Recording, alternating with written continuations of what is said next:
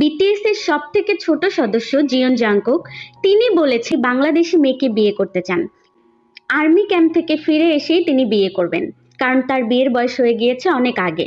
BTS এর অন্যান্য 6 সদস্য বিয়ে করুক না করুক তাতে তার কোনো কিছু যায় আসে না, তবে সে বিয়ে করবে এটা তিনি কনফার্ম করেছেন। জাংকুক লুকিয়ে লুকিয়ে বাংলাদেশে এসেছিল একবার ফুচকা খাওয়ার জন্য।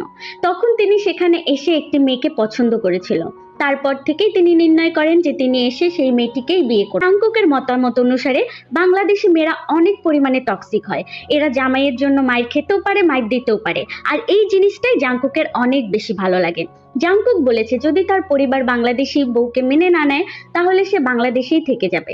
হ্যাঁ, ঠিকই শুনেছেন, শ্বশুরের দেওয়া বাস চালিয়ে হলেও সে তার স্ত্রীকে খাওয়াবে। কিন্তু আমরা জাংকুকের কাছে জানতে চেয়েছিলাম যে আপনি যদি বাংলাদেশে থাকেন আপনাকে তো আর্মিরা ছিঁড়ে কুড়ে খাবে, তখন আপনি কি করবেন? জাংকুক বলেছিল আমি রাবনে বানাদে জোড়ির মতো